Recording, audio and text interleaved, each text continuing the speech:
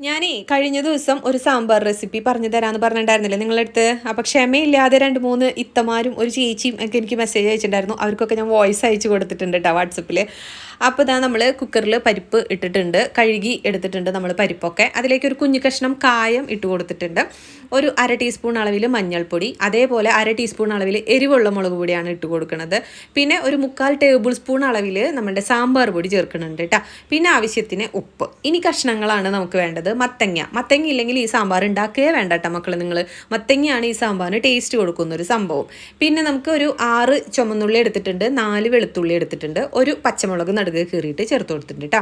ആവശ്യത്തിന് വെള്ളവും കൂടി ഒഴിച്ചിട്ട് നമുക്കൊന്ന് മിക്സ് ചെയ്ത് വേവിക്കാനായിട്ട് വെക്കാം. അത്യാവശ്യം നല്ല രീതിയിൽ വെന്തോട്ടെ, എന്നാലാണ് നമുക്ക് ഉടച്ചെടുക്കാനായിട്ട് പറ്റുള്ളൂ കേട്ടോ. എനിക്കിപ്പോൾ ഒരു 2 വിസിൽ, മീഡിയം ഫ്ലെയിമിൽ 2 വിസിൽ വേണ്ടി വന്നിട്ടുണ്ട് കേട്ടോ.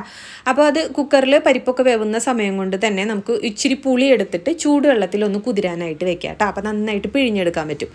അങ്ങനെ നമ്മുടെ പരിപ്പൊക്കെ വെന്ത് കിട്ടിയിട്ടുണ്ട്. നമുക്ക് കുക്കർ തുറന്ന് നോക്കുമ്പോൾ നന്നായിട്ട് വെന്ത് കിട്ടിയിട്ടുണ്ട്. അപ്പോൾ നന്നായി ഒന്ന് ഉടച്ചെടുക്കാൻ വേണ്ടിയിട്ട് ഒന്നില്ലെങ്കിൽ ഇതേപോലത്തെ ഒരു മേഷർ, ഇനി അതൊന്നും ഇല്ലയെന്ന് വെച്ചാൽ നമ്മുടെ തവി വെച്ചിട്ട് നന്നായി ഒന്ന് ഉടച്ചെടുക്കുക കേട്ടോ. ഇനി ഉടയ്ക്കേണ്ട, നിങ്ങൾക്ക് കഷ്ണങ്ങളായിട്ട് കിട്ടണമെന്ന് വെച്ചാൽ ഇങ്ങനെ ഉടച്ചില്ലെങ്കിലും കുഴപ്പമൊന്നുമില്ല. പക്ഷെ നല്ല തിക്ക് പേസ്റ്റായിട്ട് കിട്ടണമെങ്കിൽ ഇങ്ങനെ ഒന്ന് ഉടച്ചാൽ നല്ലതാട്ടോ.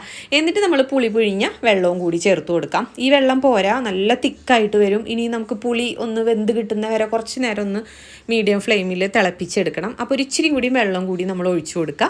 ഈ ഒരു രീതിയിൽ ഇനിയിപ്പോൾ നിങ്ങൾക്ക് വെള്ളം പോലത്തെ സാമ്പാർ വേണമെന്ന് വെച്ചാൽ ഇത്തിരി കൂടി വെള്ളം ഒഴിച്ചോട്ടാ. പക്ഷെ നമുക്ക് ഇഡലിക്കായാലും ചോറിലേക്കായാലും ഒരിത്തിരി തിക്കിൽ സാമ്പാർ കഴിക്കുമ്പോഴാണ് നന്നായിട്ടുണ്ടാവുക.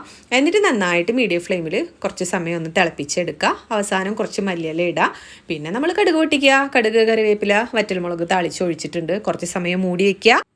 എന്നിട്ട് 5 മിനിറ്റ് സമയം കഴിയുമ്പോൾ തുറന്നിട്ട് നമുക്ക് ചപ്പാത്തി, ദോശ, ഇഡലി, ചോറ് അതിൻ്റെ കൂടെയൊക്കെ നമുക്ക് കോമ്പിനേഷനായിട്ട് കഴിക്കാൻ പറ്റാവുന്ന നമ്മുടെ സാമ്പാർ ഉപയോഗിക്കാം. അത്രയുള്ള പരിപാടി. പിന്നെ അവണങ്ങാട് അമ്പലത്തിൽ നിന്ന് കഴിക്കുന്ന സാമ്പാറിൻ്റെ രുചി എൻ്റെ മനസ്സിൽ വെച്ചിട്ട് ഞാൻ എൻ്റെ യുക്തിക്കനുസരിച്ച് ഉണ്ടാക്കിയെന്ന് മാത്രം കേട്ടോ.